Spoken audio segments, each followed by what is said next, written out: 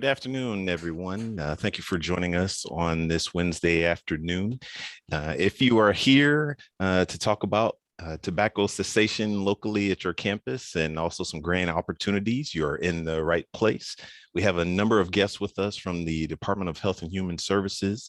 So I'll introduce Mr. Jim Martin, Miss Sally Herndon, Miss Tina Mundy, and I also believe Mr. Ernest Watts are all here to tell you about some grant opportunities to help colleges walk through the process of becoming tobacco free and what that process looks like, as well as discuss some of the benefits of some prior campuses that have made this transition already. And so with that, I'll turn it over to our guest for today to kick us off. Thanks so much, everybody. This is Sally Herndon, and like Dr. Evans said, I'm head of the Tobacco Prevention and Control Branch, and have been working with a number of colleagues to do this work for many years. So we're very happy to be here and happy to see you today. I want to introduce my team, and you'll have everybody's contacts with these slides, including Jim Martin, who will be co-presenting with us today. And then most importantly is we have tobacco control regional managers all across the state, and these will be your go-to resources if you choose to participate in this project, and most of them are on the call today. So as you heard from Dr. Evans, we're going to be providing an overview of tobacco-free community colleges in North Carolina. We are neck and neck with California, leading the nation in the number of tobacco-free community colleges we have in our state. And we only have a handful that have yet to go 100% tobacco-free. And because of a new COVID health disparities grant, we had the opportunity to put some new resources into helping those remaining 15 community colleges go 100% tobacco-free. So we're going to do what we always do when talking about this topic, and that is to let you hear from your peers, to share success stories from 2 community colleges that have adopted a tobacco-free campus policy. And then we want to listen and have a good opening for dialogue, because this is just the beginning of a really good friendship between us and the colleges that participate in this project, and hopefully will receive some funding to help take their campus tobacco free and help tobacco users who want to quit. It's good for health, it's good for business, it's good for your students, and especially important during this time of the COVID pandemic. So I'll turn it over to Jim to start talking a little bit about the history and exactly what is a tobacco-free community campus policy. All right, thanks, Sally. Yeah, let's start with really the definition of 100% tobacco-free college campus policy, just to get us all on the same page. What's considered evidence-based is a policy that prohibits all tobacco use, including e-cigarettes, by anyone, meaning all students, staff, contractors, visitors at all times on the entire campus. Also, as well as at community college sponsored events. This includes evening events and the use of campus by any outside groups. So that's the clear definition of a 100% tobacco-free policy. And a little bit of historical context here is that we began working with our public schools in 2000 to have their campuses go 100% tobacco-free. And by 2008, we had all 115 public school districts go 100% tobacco-free, meeting the definition I just shared with you. There was a lot of interest by community colleges at that time to also take their campuses tobacco-free, but there was one barrier in the way: state law. Really, there was a state law in the books that prohibited community college campuses from making their entire campus tobacco-free. It was limited to just only the inside of the building. We knew that wasn't evidence-based. The community colleges knew it wasn't evidence-based, and they knew also that they were having high school students come on their campus to take courses there. And so they wanted to be strong role models, having a consistent policy between the community college policy and the high school policy. And so the community college system worked with our department very diligently, and we worked with some key champions in the legislature, and a bill was introduced and passed basically unanimously to give clear authority for the campuses to go tobacco-free. So that dates back to 2008. So since that time, there's been a huge number of campuses that have worked with their leadership and worked with their governing boards to pass policies to become 100% tobacco-free. So in other words, there's been a lot of gold stars put on the map since that time. As Sally mentioned, we're up to 43 community colleges that have that meet that 100% tobacco-free campus definition. We have 2 others that almost meet it. So they're very close to meeting that gold standard definition. And then we have the remaining 13 that have partial policies, some type of designated area or perimeter area. So again, we've made a ton of progress here, and you're going to hear some, again, from 2 community colleges that have gold stars on here that will talk about their success stories. Next slide. So we know these policies are effective.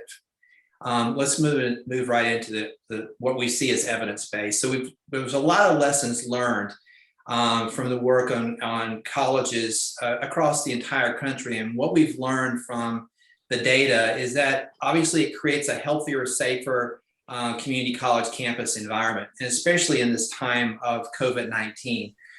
We want to keep our campuses as safe as possible. It reduces the exposure to secondhand smoke and secondhand aerosol for students, employees, and visitors.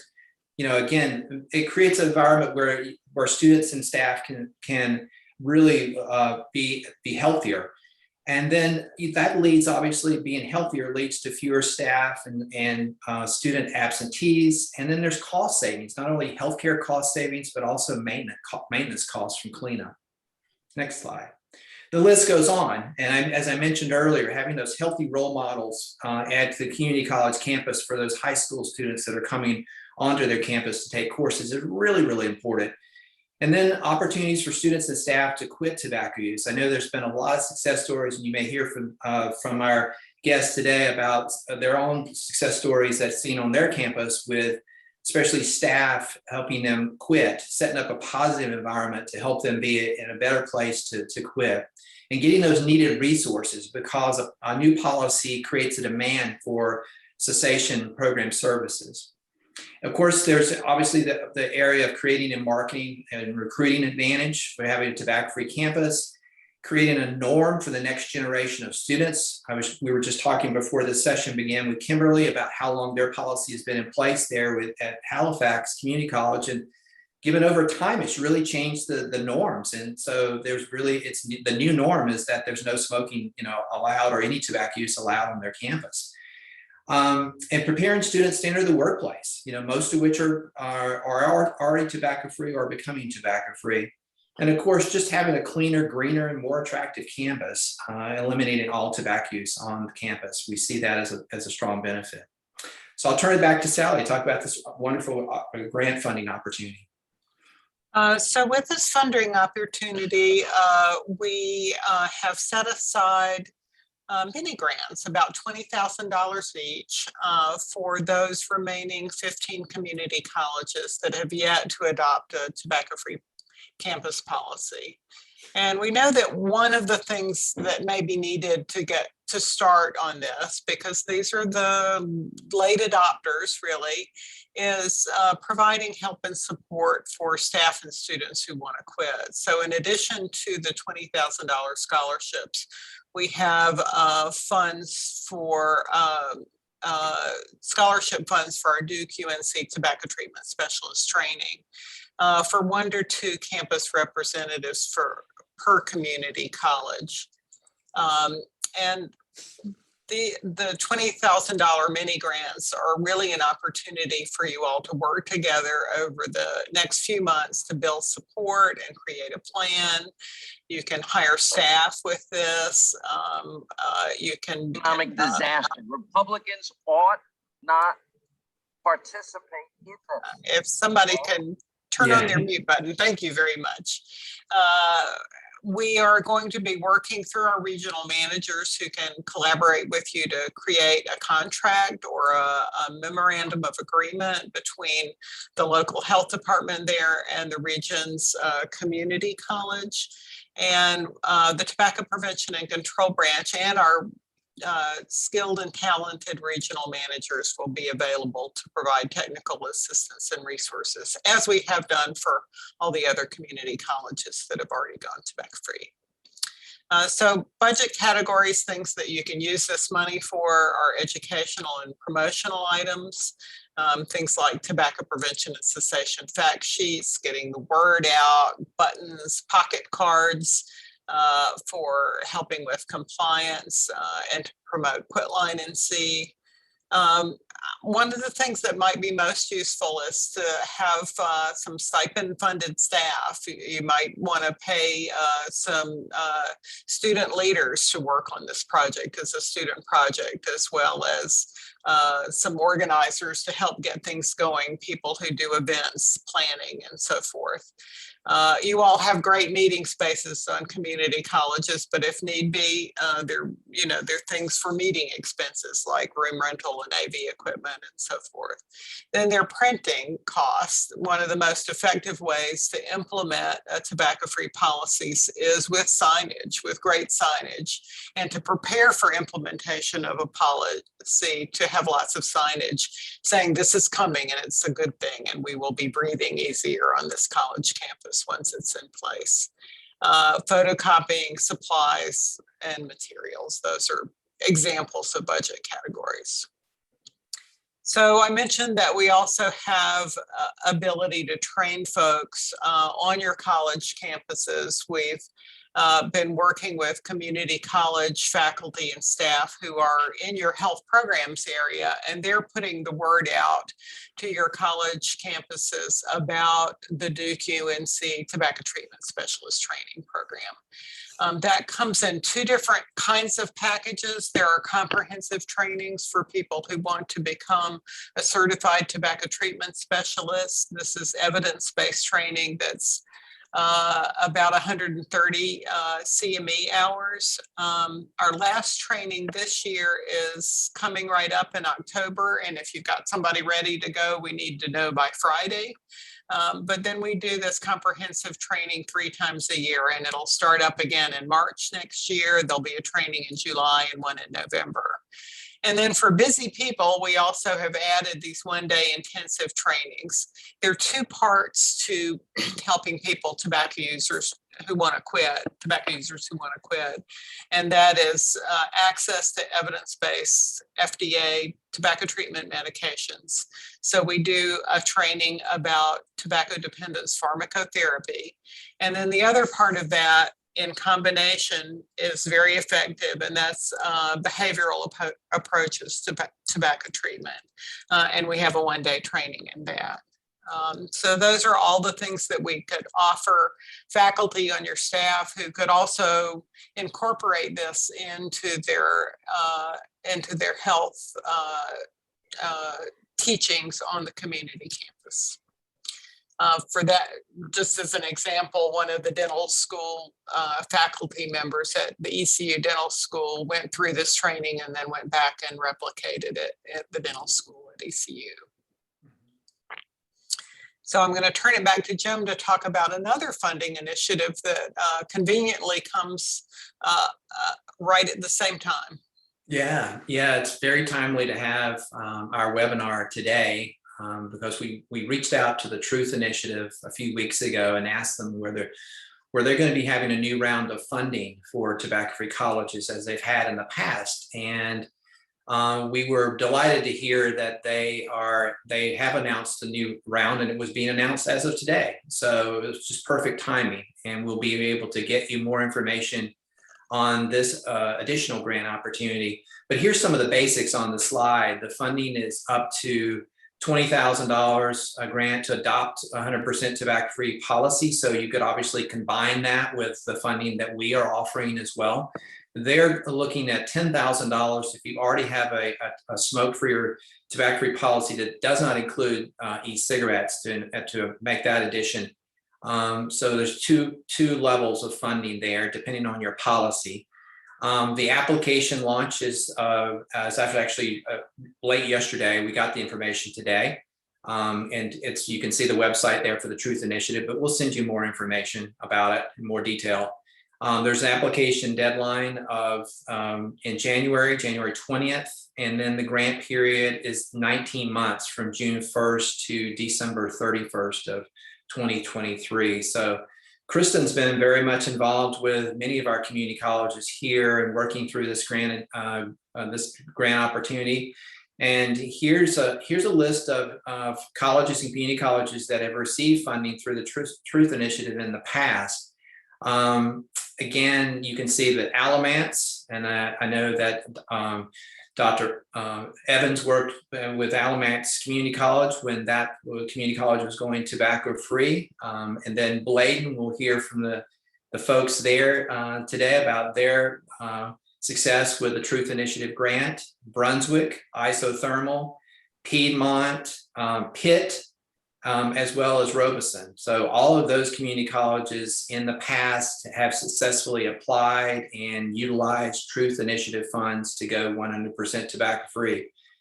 So we applaud those colleges. And also want to make one note that you're going to hear from two success stories and related to Halifax Community College. Dr. Herb Griffin was the president there. He's retired now. Kimberly was telling me about 5 years, but he worked with the Truth Initiative and myself to be on an advisory board back in 2015 to actually start these grants. So a big shout out to Dr. Griffin and not only his work there historically at Halifax, but also nationally to help start those grants. So this is really the main segment of our program. I think today's program that's the most beneficial, and that's really to hear from community colleges that have already passed 100% tobacco-free campus policies and to hear about their lessons learned. So first of all, we had Bladen Community College, and we'll leave it on that slide back, one slide back, Sally. There we go. So I'm going to turn it over to Ernest to introduce our two guests that he has invited in today from Bladen Community College. And so we'll turn it to Ernest right now. Thank you, Jim. Halifax. Thanks. Thank you, Jim. I am honored to be asked to participate in this today. And I'm honored with my two guests, Barry Priest, who's Vice President of Student Affairs at Bladen Community College, and Tina Monday, who's the Director of Human Resources and the Title IX Coordinator. If my voice lasts through this, we'll do pretty well. But either one of y'all jump in. I've got a few questions. And the first one is, can you tell us a little bit about Bladen? Because every community college is a little different. And what was the genesis of your interest in having a tobacco-free policy? I'll take that one, Ernest. Bladen Community College, we're a rural county. We're huge in land mass, but small in population. We've got around 4,000 students between curriculum and continuing education. We're in southeastern North Carolina, between Wilmington and Fayetteville. We're steeped in rich history, agricultural history. So for those that know North Carolina, we had quite a tobacco past, and Barry's going to talk about that.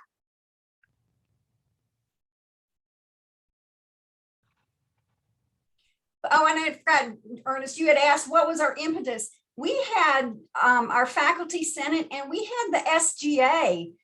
Really, we're pushing for a tobacco-free initiative. We had worked since 2012 doing different tobacco cessation kind of things. So it was really something that the SGA felt strongly about.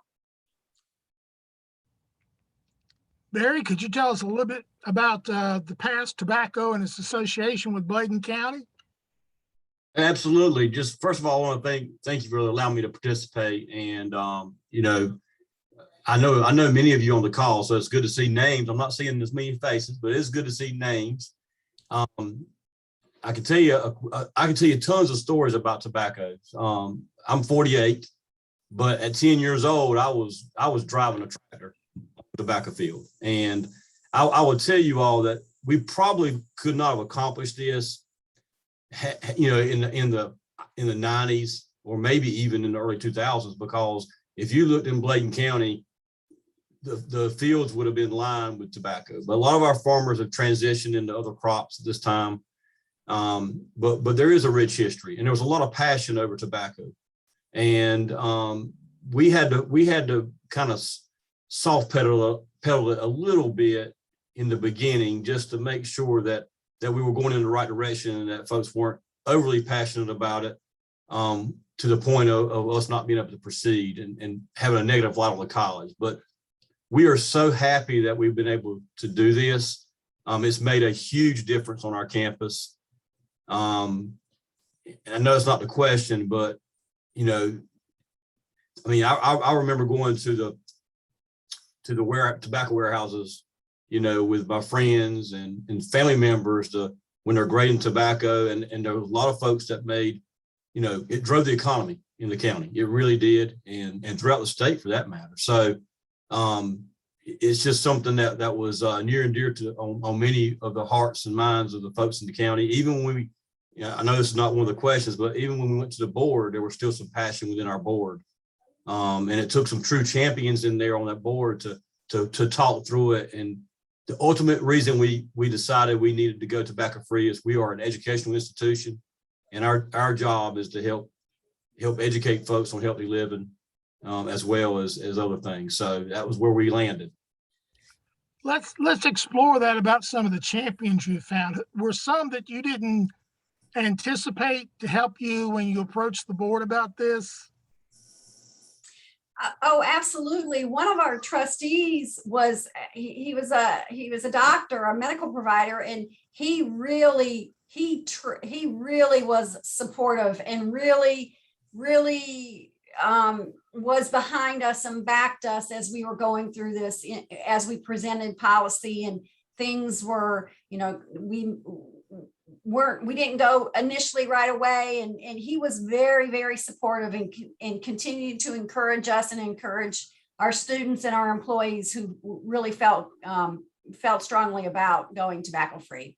We were smoking outside the doors. Yeah, a lot of places had that at the time, and I think it was just like, no matter when you were coming in, you were smelling it, you were breathing it, and he was a big champion about that. Can either one of you tell about the pushback and kind of that you got from students and from staff, and the pushback and reservations from some of them when you decided to go with the policy? Yeah, well, I mean, we had some reservations. I mean, part of it is, you know, you have employees and students, and you don't want to alienate your constituents. You don't want to alienate the customers that you serve. And there were a lot of feelings over, well, you know, I'm a bad person because I smoke and that type of thing. And that wasn't the intent of what the college was trying to do. So yeah, there were some concerns, but I would say, Tina, and wouldn't you say they were short-lived concerns as we started working into the process of providing those educational materials and some of those programs, that those reservations quickly changed to, you know, I may want to try to quit, you know, or I want to help somebody try to quit. I know this is maybe another question, but one of the things that, Ernest, I think you brought was where they breathe into the machine and it showed folks CO2 level, and I'm not really sure what it shows, but that really hit home to a lot of our students and faculty and staff, to show, you know, this is not good for me. And we had folks really pulling for one another. You know, the stigma was there, but, you know, the safety concerns certainly overrode any of that.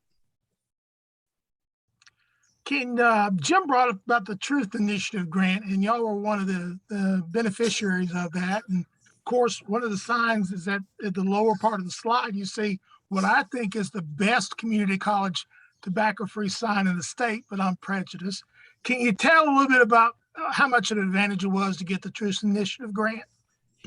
Well, the Truth Initiative grant was a game changer. You know, we're a rural county, and we don't have food around us and that. And we were able to have events And we piggybacked with like the normal SGA events or whatever, and health and wellness and things like that. So we all kind of piggyback off each other, and we help each other and support each other. So with the Truth Initiative grant, we were able to feed people. We were able to purchase insulated lunch bags. And, you know, initially we were like, smoking should not be a drag. That was our initial one before we went tobacco free. And then we continued, you know, we were able to buy t-shirts. We were able to buy things as marketing materials that we would not have been able to purchase. And so the grant was a big game changer. And then the signs,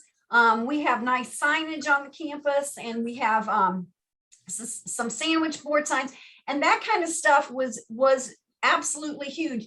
And you know, those lunch bags that someone was saying, well, I went to school and had lunch with my child, and I saw those tobacco-free lunch bags at their school. So, you know, even if the employee didn't use it, you know, someone else used it in the family. So that was just absolutely a game changer for us.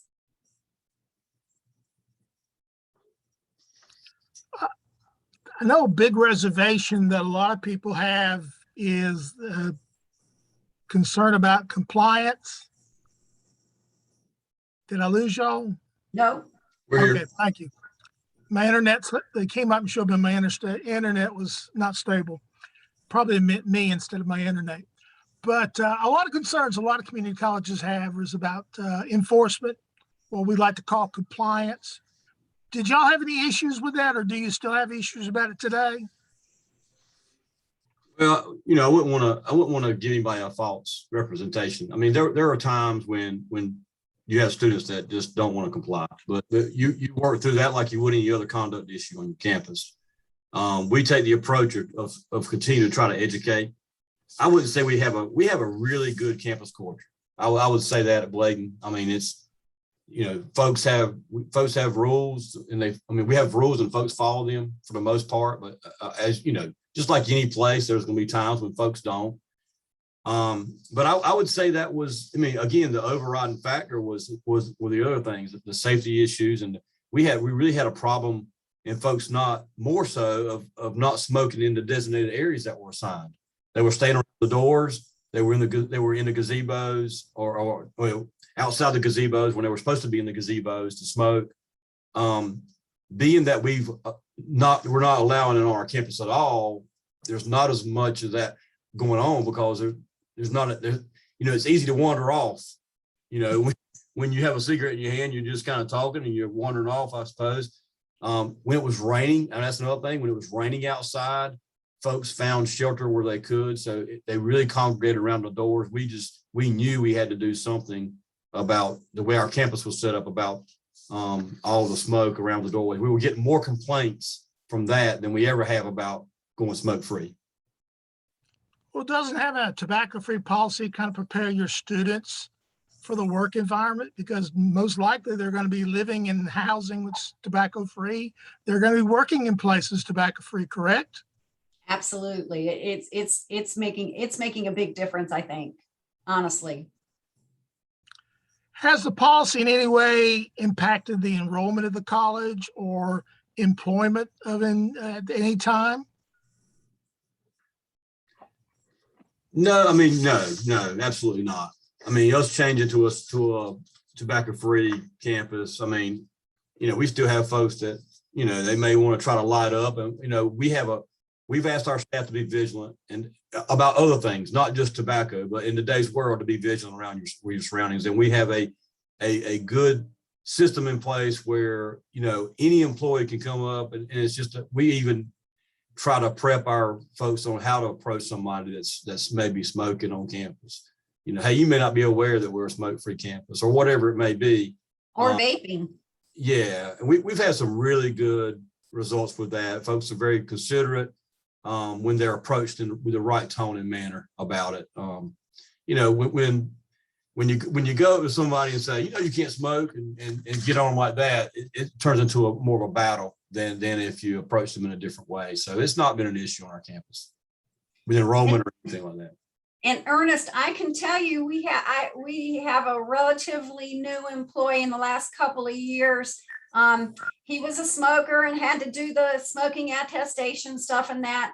And he ended up by doing one of the smoking cessation things for part of the state health plan open enrollment, and has been tobacco free since. And I asked him, I said, did it, and he said, well, I've been wanting to, and I've been trying, and I've been wanting to do it for a long time. And he said, it just was, it was a pain to have to go across the street or whatever. And he said, it kind of helped. And so his timing with everything, with open enrollment and everything, it just was a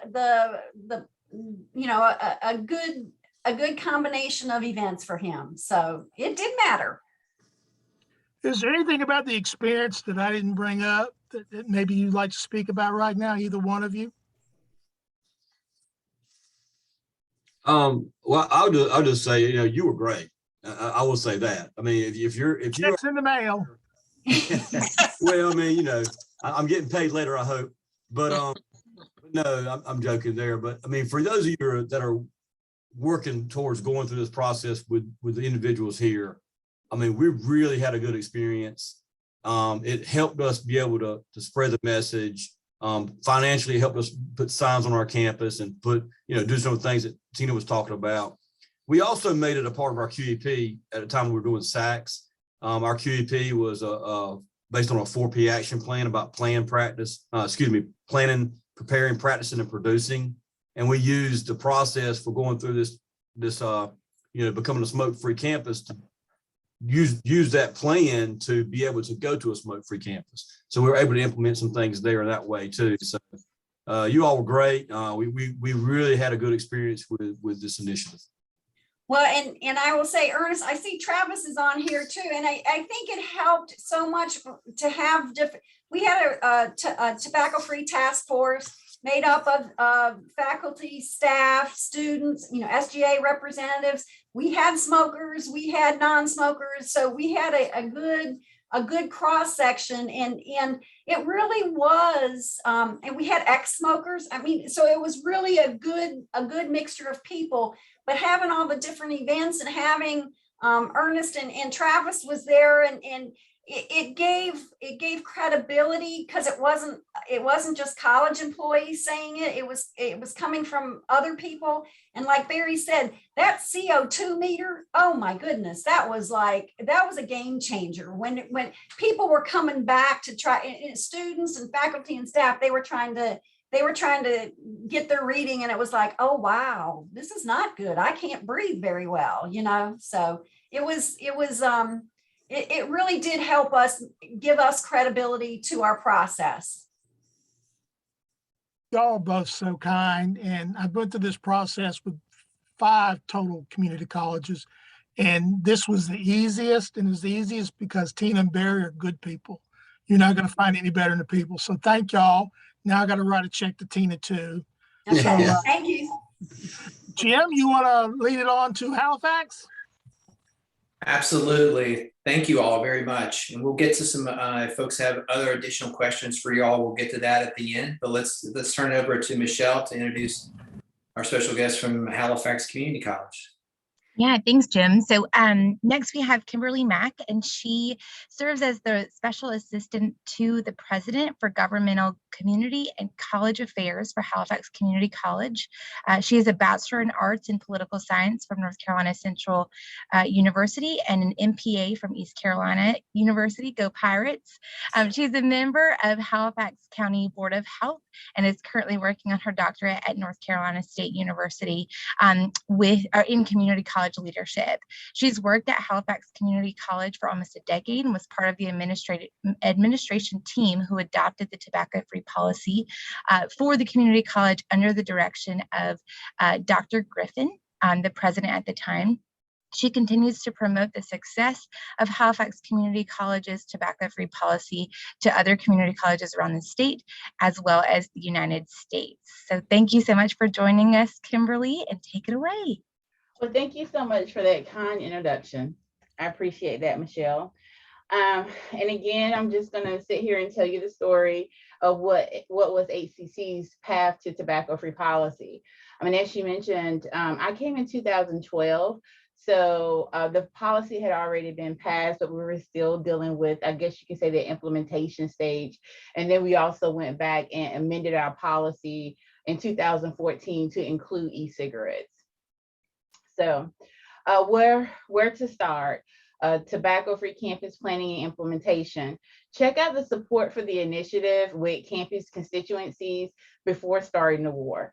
And truly, it did feel like a war, because you're going to have people that are strongly for it. You're going to have people that are strongly against it. We surveyed the faculty and the staff on this issue, as well as we met with the Student Government Association and asked them to support the cause by passing a resolution. We also, same thing for our faculty and staff senates as well. It was also very vital to check the temperature of the Board of Trustees.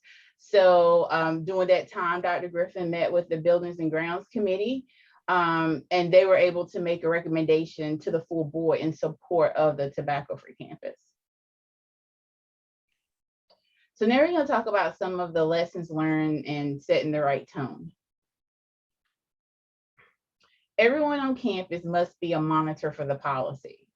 So that includes, you know, whatever your role is at the college, it's important for everyone to be participatory in that. Consistent follow-up after the first infraction in writing, provide professional development with faculty, staff, and students. So, you know, it may be you adopt a policy on this day, but it may not become effective until July 1st. So it's important to, you know, provide education and spread the word about what's going on. And signage needs to be everywhere. Do not, you know, assume anything. And we'll have some slides also that show how our signage looks as well. And keep up the intensity for patrolling even after the beginning of the semester. Because sometimes at the beginning of the semester, some things kind of dial back a little bit, but it's important to keep it going, as well as make sure that your security and your chief of police are on alert and looking out for it. Now we're going to get some, I guess, some words of wisdom from our faculty, staff, and students. So one of the things that Dr. Griffin and I did when we were putting together this presentation some years ago was we wanted input for some of the key stakeholders so that people would know what the input was, you know, based on different levels of administration. So the first two slides is advice that came from Dr. Griffin, who was the president when this began. Succession programs are a must. Keep in mind, programs may be different for students than faculty and staff. You know, some staff, you know, many of your staff are going to be working 8 hours a day. And so they're only going to go off on campus with lunch. So there is going to be a struggle for those who are going to be smoking, because if they were smoking right outside of the building door, they're going to have more smoking breaks. So ensure that there are counselors available for employee assistance and counseling as well, and brief sessions can be available for everyone.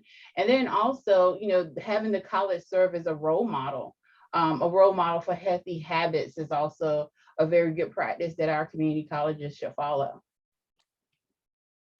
Tobacco users may not like the rules, but it does, you know, they'll adapt to it over time. Once the commitment is made to become a tobacco-free campus, it should be followed through with intent and diligence.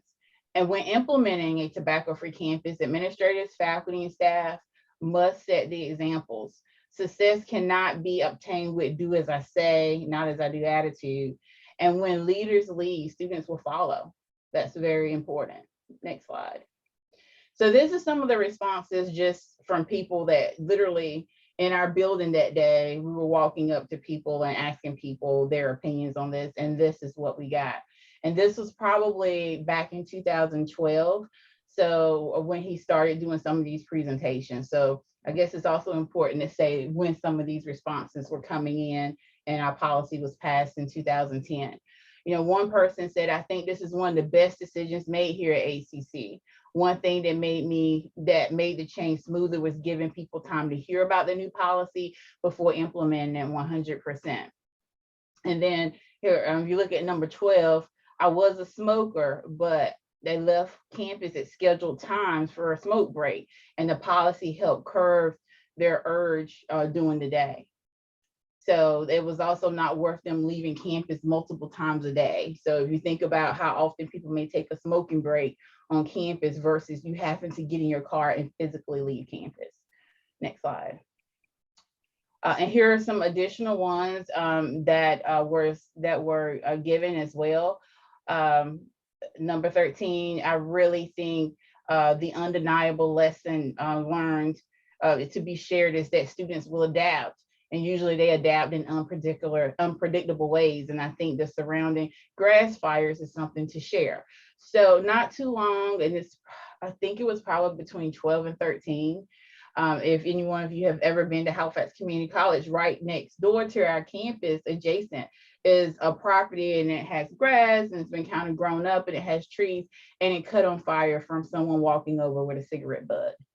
So it made the news, but it also just kind of reminds you with some of the other comments why it's important to let neighboring property owners know what you're doing, because some people are going to think it's quicker to just go walk over to a property that's not the school's property or college property to go and have a smoking break. Next slide. And then there's another person who said I quit smoking this semester, and I'm so glad. I have to admit that the no smoking policy on campus helped contribute to that decision. It is also nice to see the reduction in the number of cigarette butts on campus. Next slide. So now we're gonna get a response from one of our trustees. And I believe this was our board chair at the time, but he said it was one of the best policies HCC had ever developed. Next slide. Now we're gonna talk about the comments from our Vice President of Administrative Services, her words of wisdom. And again, as I previously mentioned, neighboring properties owners should be contacted at the beginning of the process. They should be made aware of what it means to be tobacco free and how it may impact their property. The property owners may want to attend forums to address smokers coming on their property to smoke once the policy is implemented. And if the property owners choose not to allow smoking on their property, they also should consider having signage to indicate the same. And another key factor, if there's a place to hide on campus where a student may be able to go, where people may not be able to see them, they're gonna try it. So that's what number 5 is saying, you know, doors and gates and access to the physical plant area, make sure it's locked because they'll go there. And then next, just other 2 things was that frequently asked questions about being tobacco free, as well as we had student information sessions. So the next slide, this right here just shows the policy announcement that went to everyone, you know, on campus once we passed it, and it came from our Vice President of Administrative Services. Next slide. And then this is just a listing of frequently asked questions. Why is Halifax Community College going tobacco free? Did Halifax Community College survey faculty and staff to obtain their input? Absolutely, they did. Does North Carolina law allow community colleges to make comprehensive tobacco policies? And of course, that's absolutely, and the general statute was listed. And then what is a tobacco-free campus and what does that mean? So that was also listed as well in frequently asked questions. Next slide. How tobacco is defined. Does the 100% tobacco-free policy apply to everyone? And of course it does, including vendors. And will Halifax Community College provide free accessible tobacco treatment on campus? And we did that as well. So next slide. So this is just detailing when, you know, the policy became effective. So there was discussions about it. The first policy was effective in 2010. And then when e-cigarettes became popular, it wasn't in our policy. So we had students and staff going around smoking e-cigarettes. So then it became, we had to include that also in the policy so that we can be 100% tobacco free. Next slide. And so this is just some of the signage where it was like before and after, where you see how we included e-cigarettes in our tobacco free campus policy. Next slide. And then this is just also a copy, and this was what we had pulled when we just included e-cigarettes in 2014, when there was a presentation that was made in 2015 showing you that the only thing that we changed was adding e-cigarettes in there. And if there's some other tobacco product that comes out, we'll be adding it to in an amendment to keep our campus 100% tobacco free. Next slide. Also, too, I think it's important to include or share that we don't accept any funding from any from any companies that distribute tobacco products. So, you know, we will not have a big donation coming into our foundation, you know, as a gift from a tobacco company. That will also be declined. And I think that's something also important to have in your policy as well. Next slide. And this is just additional information about implementation compliance, as well as the accessibility of being able to have treatments or cessation classes on campus. Next slide. So this one right here talks about what happens if the policy is violated. So if it's a staff or a faculty member and it's a repeat violation of policy, it could lead to personnel action as a reprimand or something stiffer if the reprimand is not enough to have the faculty or staff member adhere to what those rules and regulations are. Also, as well included is the code of conduct when it comes to our students. And if a visitor who repeatedly violates the policy will be asked to leave campus. And, you know, we always have law enforcement officers on campus, you know, as a part of our campus security. And they will do what they need to do if it comes to that. But also too, I also think it's good that with your vendors that come to your campus to provide a service, whether it's a repair for something on campus. We just recently had a building built on our campus.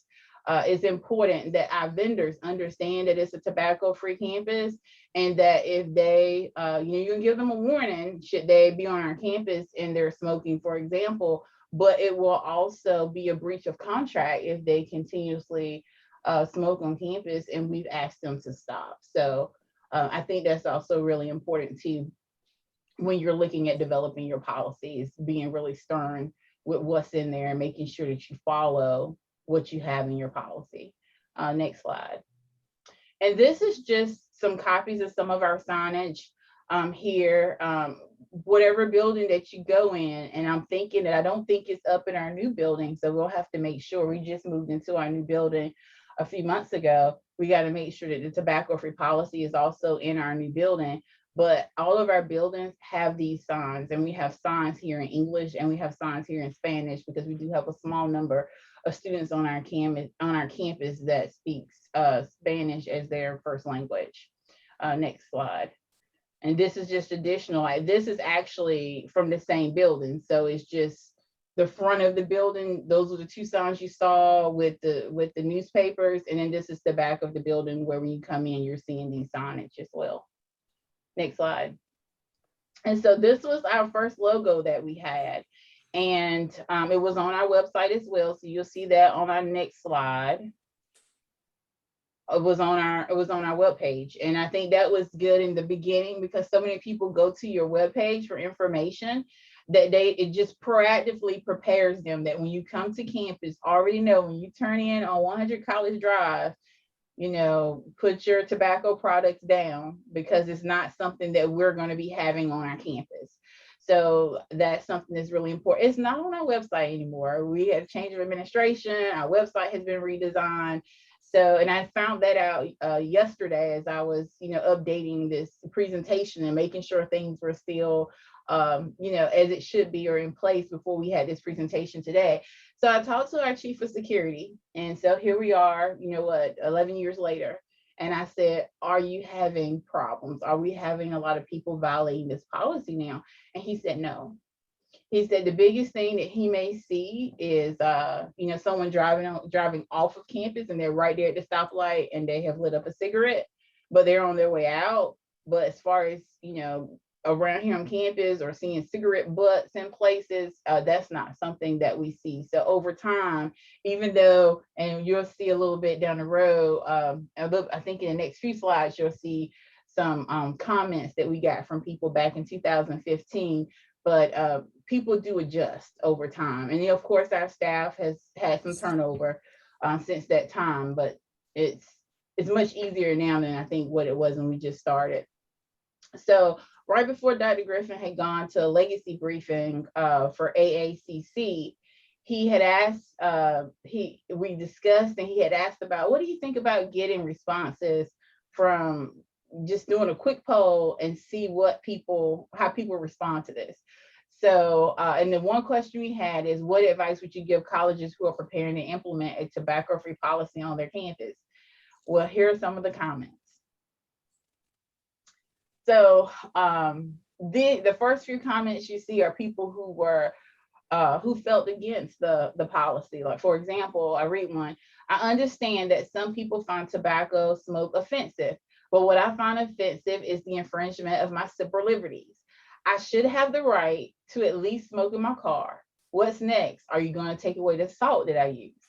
How about the candy? What about the soda? Will you try to ban the music that I find distasteful?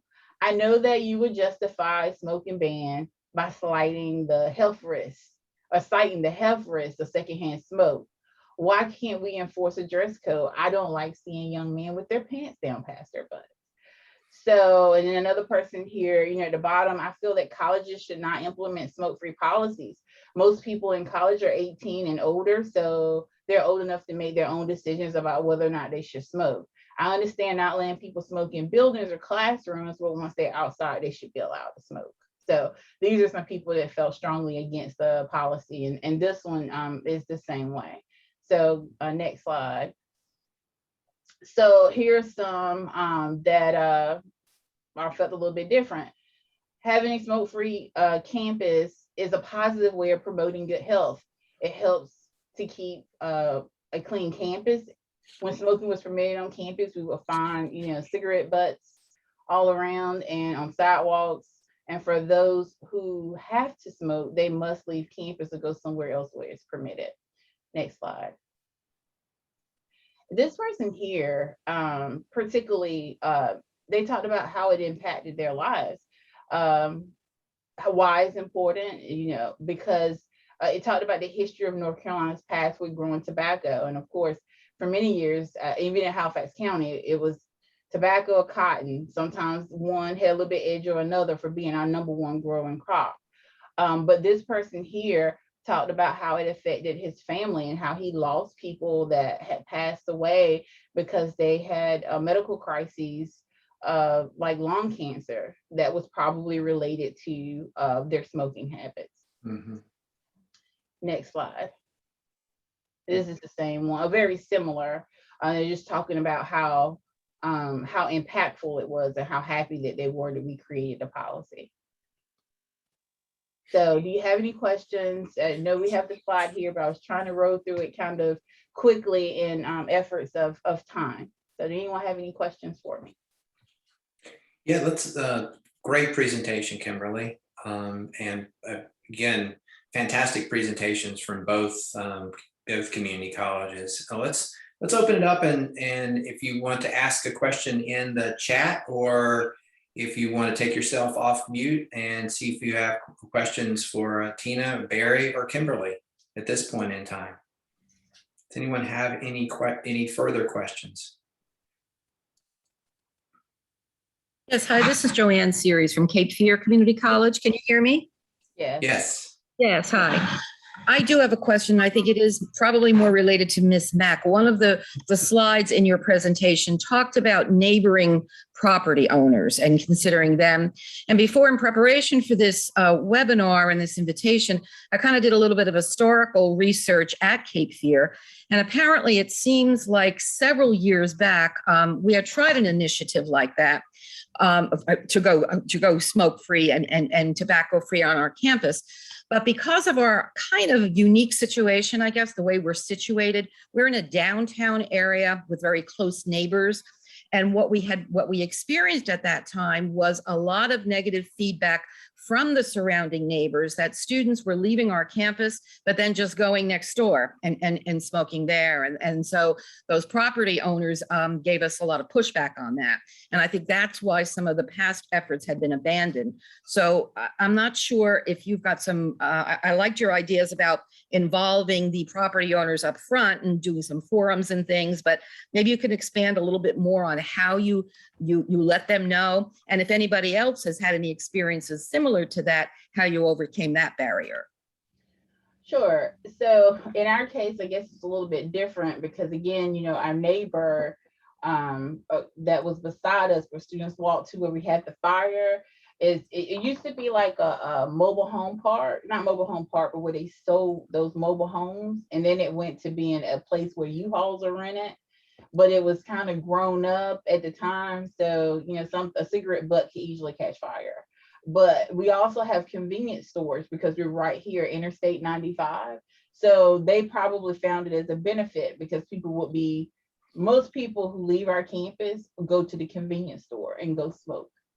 So, and that also gives them opportunity if they want to purchase something or buy something at that time. We also have a business that's right across the street, but the businesses that are across the street weren't as affected as the ones that were our neighbors on the same side. My advice would be to talk to them about it, include them in it and what is going on and why it's important and why it's vital and how it will save, how it can save lives potentially and change habits, because we know sometimes like if mom and dad are smoking, it's because if your mom and dad are smoking, your grandparents probably smoke, then your children are probably smoking. So you're reducing that cycle of people dependent on nicotine in families. But also it's important that if they don't want them to come on their property, then they also need to invest in some signage to let people know that they're not going to be standing here or they're not going to be on this property smoking, or no trespassing signs. And it just kind of depends on, you know, what kind of property that it is. But I think the earlier that the businesses are included in the conversations, I think the better off it will be. Jim, can I jump in here a second? Please, Ernest. Cape Fear has a unique situation because they have a county tobacco-free vaping policy. And we know that sidewalks were exempt. That's due to the legislature, but that might be able to help out a little bit at Cape Fear now with that policy in place being enforced by the health department. And I know many years ago, you had an incident at the North Campus when students went across the street and they were threatened by a neighbor. I know at other community colleges that had neighboring property that was occupied, we sent letters out to each one of them informing them of the policy change. We did that at Robinson and at Coastal, and informed students and staff that if you go on another property, you're trespassing and you're getting into a legal situation. So we kind of educated in both those incidences our neighboring property 6 months before the policy went in place. But I think the new policy at New Hanover County opens up some opportunities for Cape Fear that hopefully we can address. And I'm sure the health department would be more than happy to lend a hand and help with the promotion of that as well. Great, thank you. I would just add, you know, for us, Joanne, we are not in the same situation, of course, as Cape Fear, but we do have a major highway beside our campus. And one of our concerns was at the very beginning, we would see students cross the highway. Since then, they placed a stop sign close by, so that does help. And there's one coming, and they got a roundabout, so it slows the traffic down. And at the beginning, we had folks just crossing the little secondary road there to go smoke in the neighboring, I guess, the state right-of-way area. But I would say, you know, 4 years into this, we just don't see that as much. I don't know if folks just prepare themselves differently for the day. and know that, you know, smoke is off limits there, and they just kind of prepare for their day there and move on. But I just don't see that as much as I used to. Just wanted to share that with you. So maybe with any change, there's going to be a transition period. And I think just trying to get through that transition period and get folks on the same page is where it's at. And you do have a unique situation. One of the things I was going to say too is I think one of the things that probably helped, you know, even with HCC, is we had the law that passed where you're not smoking in public places and stuff.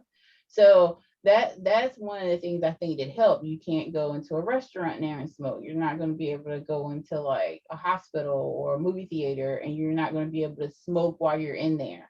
So I think for these other community colleges that are going to be joining on board to go tobacco free, hopefully it won't be as difficult because people have already begun the habit of knowing that in many places you're not going to be able to smoke. So I think that is one thing I think that is an advantage by doing this, you know, later versus doing it, you know, earlier on, because earlier on people were still, it was still a fairly new thing. I don't remember what year was it, like somewhere mid to late 2000s when the law passed for North Carolina to take it out of public places. So hopefully that'll be, you know, something that'll be helpful for you as well. So you won't run into situations where the property next door cuts on fire, or, you know, or a fire begins from a cigarette butt. Great responses. I hope those were helpful. Good question. Do we have other questions or anything else in the chat?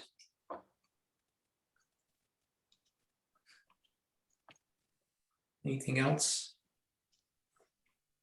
I've talked too much as is, Jim, but I just wanted to latch into something Barry was talking about. The CO meter was good because that showed the amount of secondhand and thirdhand exposure to smoke.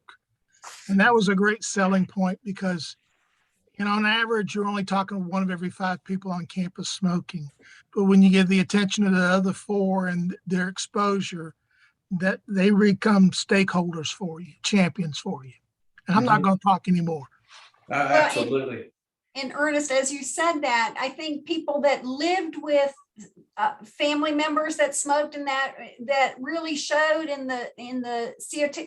And, you know, we did smoking cessation and we had those opportunities available. So, you know, you have to have things. So it's just not a one, this is it, we're not going to try to help you or anything like that. And not that people would, but so those people that are trying to quit tobacco really feel like they're supported and you know, there's an app and all that kind of stuff that some of our students and our faculty and staff found really helpful. So, you know, giving people the tools and that information really did make a difference. Yes, and we found the carbon monoxide monitor is really a powerful tool in helping tobacco users be prepared to quit because they want to beat the machine. And especially with a tobacco-free campus policy, that also really helps. So it really is a good tool.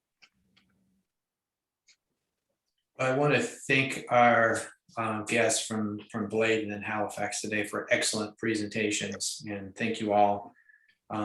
Just outstanding work that you've done. Really great examples of that you all have been through this and able to again share experience. So thank you very much. So I'm going to turn it back the next slide to Michelle to kind of open up some discussion among those community colleges that are on today that are wanting to move toward a tobacco-free campus and start to facilitate some discussion within that. So I know there'll be time for lots of discussion about this as we move forward over the next few months, but let's kind of kick off some early discussion today on our webinar. So I'll turn it over to you, Michelle.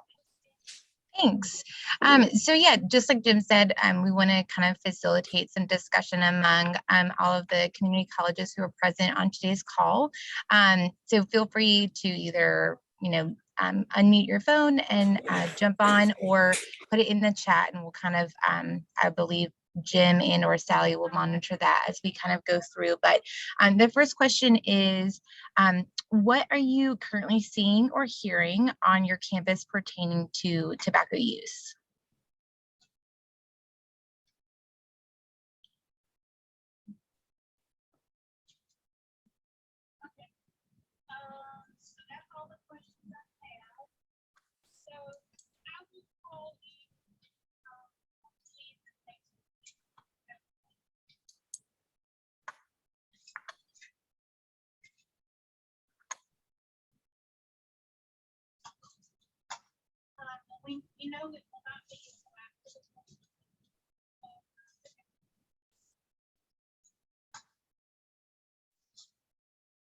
Guess we could also rephrase that. Are you currently seeing or hearing anything on your campus pertaining to tobacco use?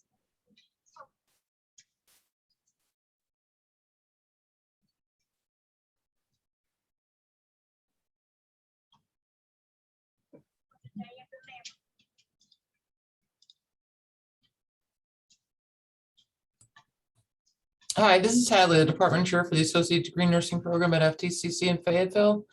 To answer your question, no, I don't see any initiatives or discussion in that regard. Thanks. Are you seeing any clients, or I guess students, or we call them students, not clients? Are you guys seeing any students with your programs who are using tobacco or e-cigarettes or smoking on campus? Yes to all the above during breaks. Okay. Thank you. You're welcome. Michelle, I know we're a tobacco-free campus, and I've spoken a lot, but I want to just reiterate again. I mentioned this earlier. We got way, I mean, not even close, more complaints of folks smoking around the doorways and on our campus than we have about going tobacco-free. I mean, it's not even close. So I used to get like one a week, at least one person a week saying, I have to walk through this door and there's a pillar of smoke when I have to walk through the door. And I know that's not necessarily the question, but I just think that's just something to reiterate. Thanks, Barry. No, it's definitely relevant to, what the question was, I would say. Thanks. And I can say, just from my experience with working with some of our youth who are in Wake County going to Wake Tech, that they definitely see that this is an issue on their campus. And they're high school students who are attending the community college and feel that it has been an issue and an ongoing issue as well. So it's something that definitely we want to work on. The next question is, what concerns do you have with 100% tobacco-free policy and its enforcement, excuse me?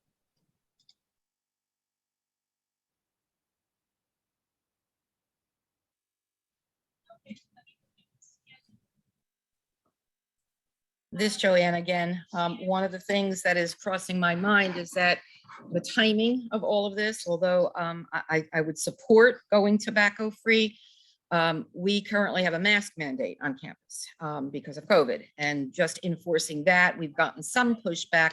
Most people are compliant, but trying to enforce something else on top of, and monitor and police something else. We're already policing masks, and we're already hearing, having to deal with student conduct on masks. Now, adding on this tobacco, is this just the right time to be implementing something like this? That's what I've been thinking as we've been going through this.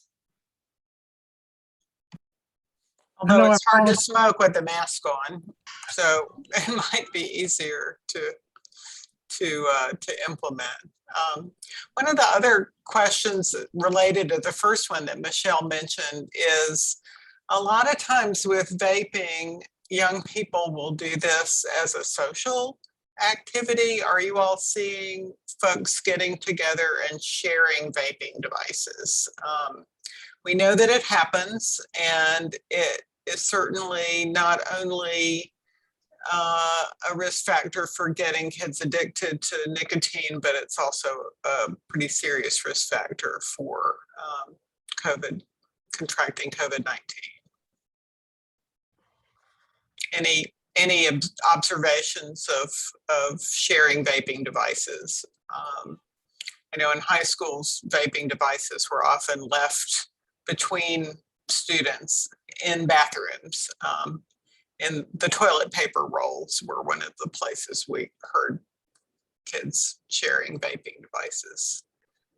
Similar to that, Sally, we had, and this was a big initiative in Onslow County with Coastal Carolina, was that individuals on campus were using vapes to smoke cannabis and opioids.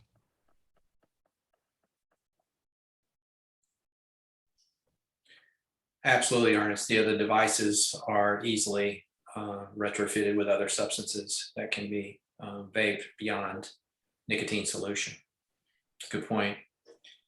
And I would also just look at what related to the timing issue is that I think you can set the stage for planning for the future. A lot of times you can plan over a 6-month period and then have the policy go into place again 3 months or so beyond that point, and give lots of time for education. And as you saw with our grant opportunity, we can look at this over the next year or so, where the grant funds and the Truth Initiative, applying for those funds, they begin in June and go for 19 months. So I would think about these opportunities now for applying for funding that can be utilized as you plan to help you plan for the future. And I think you could frame it that way. We've been through an incredible health crisis. We're still going through an incredible health crisis in North Carolina and the nation. And this might be a natural time to introduce something to really help our communities stay healthy. And I know go ahead, Ernest. I was going to say, I know everybody, I promise not to speak anymore, but let me address the compliance issue. Anybody knows me is sick of this analogy, but the one I use is the seatbelt law in the 80s. And there was a lot of pushback ahead of time, but we perceived the idea that how many millions of people have been saved because of seatbelts being in accidents. And now we don't even think about it. And that you find that similar with a tobacco policy. And by no means, the goal is 100% compliance, but we don't catch all the thieves and we don't catch all the murderers. OJ's still walking around, and you can't make adhering to the policy the main focus. The messaging has to be, this is for everybody on the campus's health. And I'm really not going to speak anymore. Mm-hmm. Thanks, Ernest. I wanted to make one other comment in regard to COVID-19 and dealing with that issue, is that as you heard from Sally earlier, the funds that we have for this grant opportunity are through CDC on a COVID Health Disparities related grant. We know that smoking leads to worse outcomes with individuals who are contract COVID due to, again, the impact that smoking has on their immunity and of course their cardiovascular system and and especially their respiratory system. So there are worse outcomes. So this can be also framed around, we're doing this to make our campus healthier, to help individuals who are trying to quit smoking, and then reduce their overall potential, potential risk, and it relates to the deadly effects of COVID. So again, that can be framed in that way as well. Jim, you made a good point about the, just real quick about the timeline. We didn't really go over our timeline, but we didn't just say, hey, we're going to present a policy to our BOT, our board. We basically started a process, 10 months prior, with education throughout throughout the spring semester and the beginning of the fall semester. It wasn't until October of 2016 that we submitted our proposal, our policy to the board after 10 months, in which it was actually tabled. There was a lot of passion at that meeting. I remember it well. Because I presented the policy, and but it was tabled, and we came back with more educational things, and we brought it back to them in February of 2017, in which it was implemented at that time. So I just wanted to point that out. It wasn't just a, hey, we're going tobacco free, here's the policy. It wasn't that at all. Right.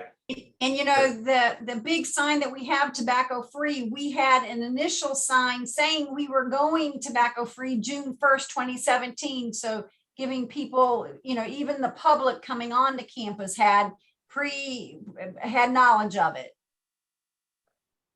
Great example.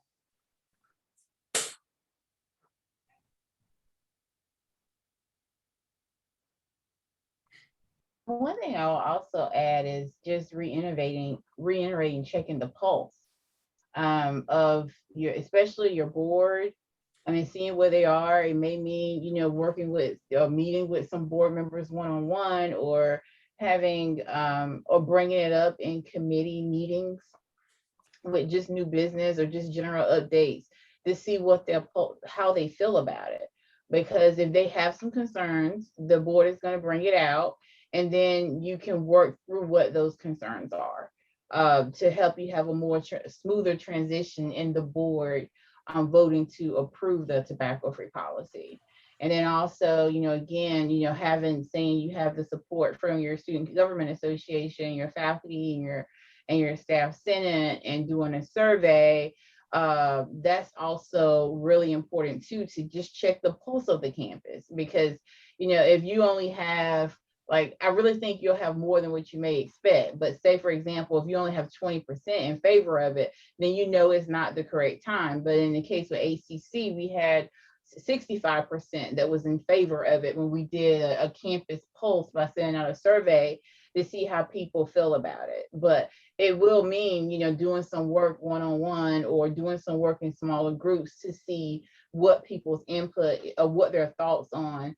Yeah, and it might be that it may turn out that it's a good timing for that with COVID going on right now, people wearing masks, and then some of the other concerns that have been expressed. It may really be a really good time, but you got to check and talk with people to see truly how the majority of your staff and faculty and how your students are feeling about it. That's a great one. And again, with the funding that is available through our branch, we're working through our regional managers, as well as the Truth Initiative funding.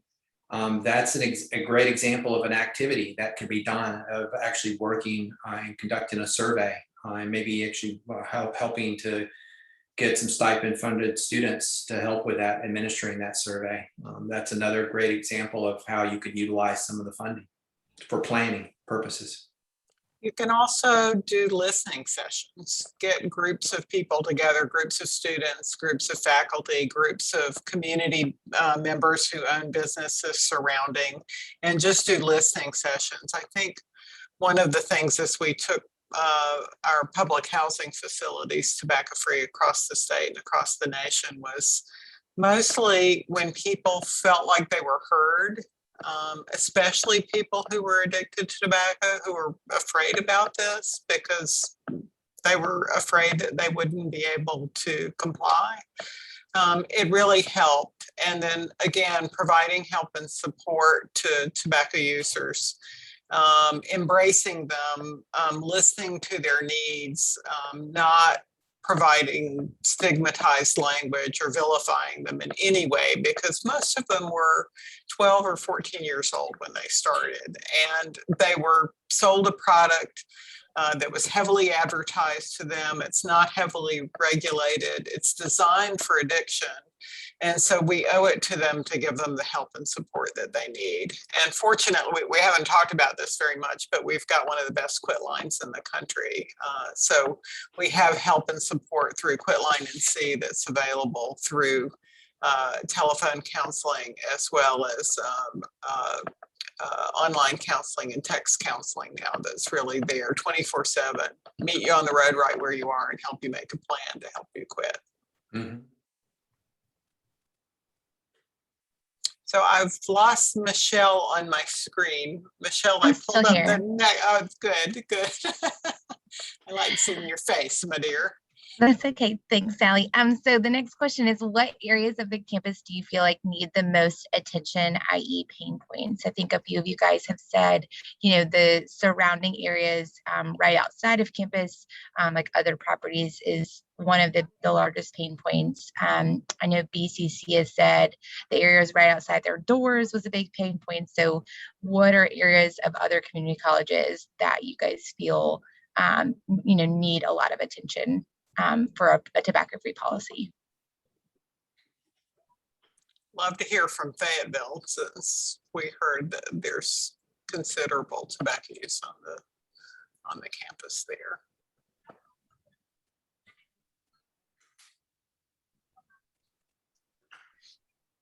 I don't believe she's on the call any She's, longer. she's not on. Okay. Travis, you can be working with her. I know that's an important contact for you. Yeah, good opportunity for follow-up there.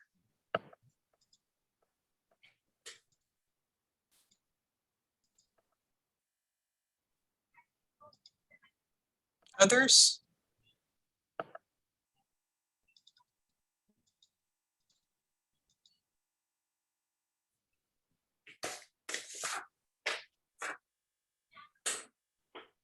Should I move on, Michelle? Sure. I was gonna say, people can also, still drop things in the chat if they want. What resources would your team be interested in to help tobacco users who may want to quit tobacco use?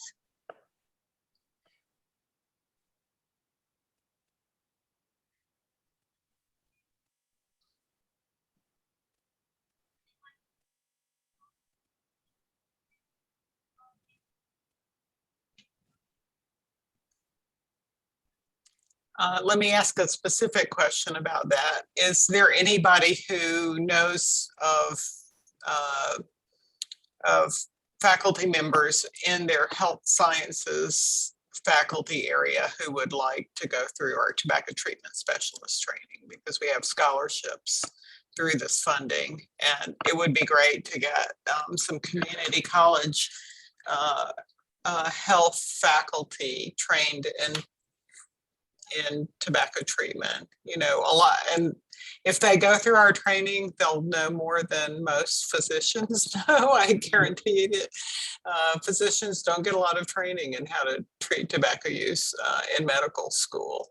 That's why one of the faculty from ECU's dental school came and went through our training, and then went back and incorporated that training into her 3rd and 4th year dental students training.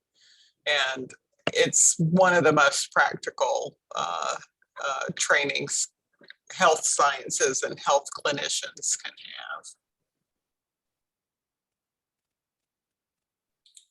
have. Absolutely. Our regional managers can also have a chance to meet with you all one-on-one to talk about all of the resources that we have. We have a ton of evidence-based resources to help tobacco users who want to quit. And having the policy go hand in glove with that has the greatest impact. So if you're not as familiar with the resources that we have, we can definitely get those to you. And then, as Sally mentioned earlier, using some of the funding to promote those resources. It could be through posters, it could be through cards, flyers, information on your website. I mean, there's multiple ways of communicating the access to those key resources that can help people quit.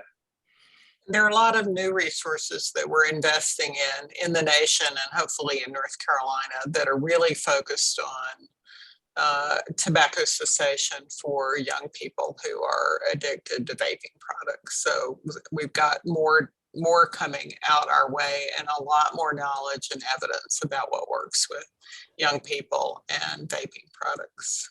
Mm-hmm. Sally, do you mind if I say something real quick? I don't mind at all, Teresa. Okay. I just wanted to say something real quick for our community college representatives that are on here.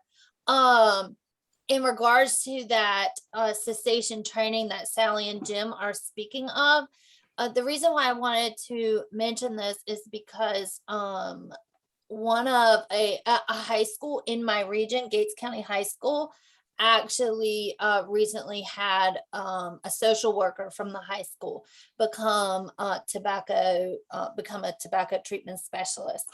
And so I can just see how that how it can be so powerful at the community college level. If some of our public high schools are actually starting to jump on board to help at that level too. Their community college, the youth are just, I just can't imagine how much, especially vaping is happening. So I really think it would be a huge asset to have some of our community college folks have a tobacco treatment specialist that that we can pay for to go through the training. It'll be a great opportunity. So I just wanted to throw that out there. Thanks, Teresa. Yeah, and this is a little bit of an expense, so we're offering you really additional dollars to help with these scholarships. And our TTS training is run by faculty members at Duke, Dr. James Davis, who's nationally recognized tobacco cessation researcher, and Dr. Adam Goldstein, who's been family medicine practitioner and tobacco treatment and control evaluator for many years. So we've got a tremendous team, and it's a very fun course, very interactive, and gets rave reviews from the people the clinicians who go through the course. Just a quick question about that. Do you have to be a clinician to go through the course? And that's a great question, Barry. No, you could be a change agent on your campus. We've had private business people go through the course to help them go tobacco-free in an employee setting. So whoever on your campus can do the work to help you implement this policy successfully and support tobacco users through this process so that your campus policy is compliant and people get every opportunity to get evidence-based tobacco treatment. That would be fabulous. Yeah, I would love to have some information about that. And we had a longtime counselor, just real quick story. We had a longtime counselor that actually used etiquette training as a tool to get to the high schools and start talking up, community college through etiquette training. It was an avenue to also talk about, how, getting enrolled into college and improving their lives in ways. So it is, that's right. like you said, change agent. By Friday. Oops. And last question is, what related to technical assistance with respect to the tobacco-free policy do you feel like you and your community college need the most assistance?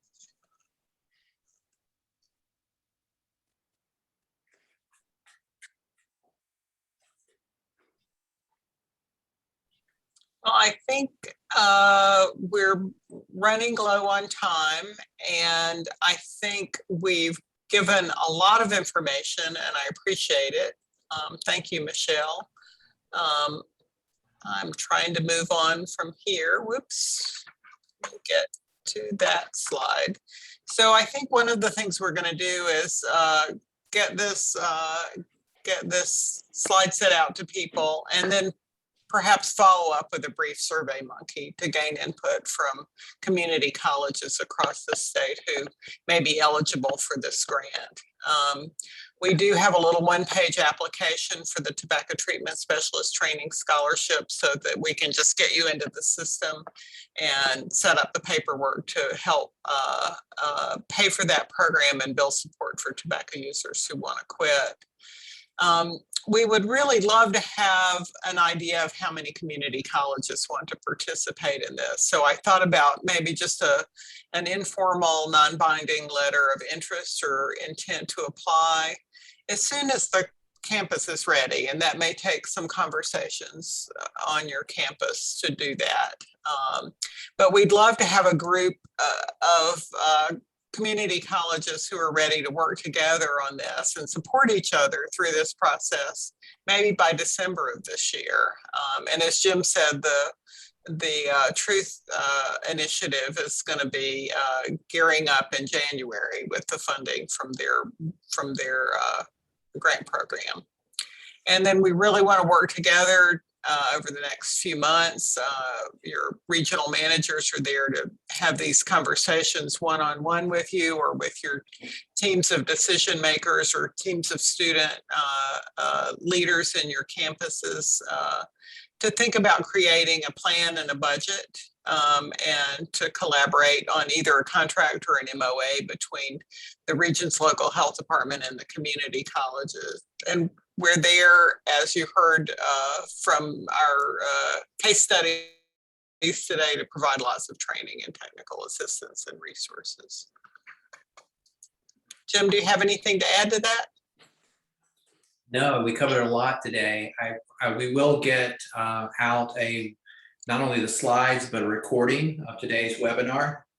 And so we'll work with the community college system to package that up, and we'll get that out so that if you represented a community college today, attended, and you wanted to then share this webinar with a colleague or a decision maker or someone else on your campus, that'll be you'll have that at your availability for access. And we'll also be, and again, each of the region managers will have an opportunity to follow back up with you all to look at answering your questions and providing any kind of technical assistance that you may need. So I think what we're really wanting to do is, again, have a good discussion, build some relationships, work toward moving forward on this type of policy change and help you as much as possible.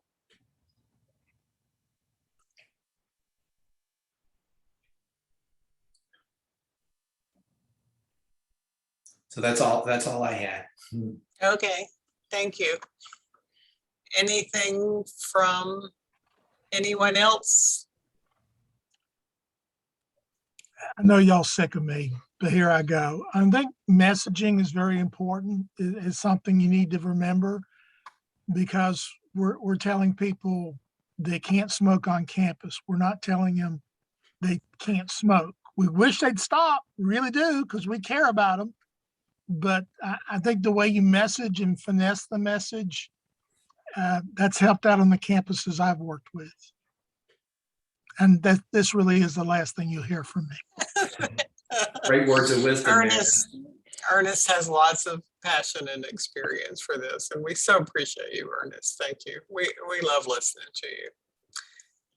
Anything from any of the other community colleges or from Dr. Kelly or Dr. Evans as we close out? We so appreciate your time. Mm-hmm. And we hope to be working with you.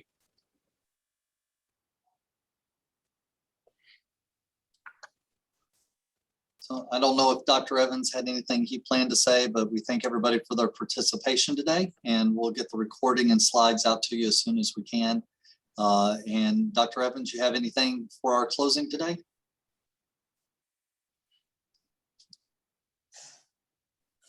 So here he comes.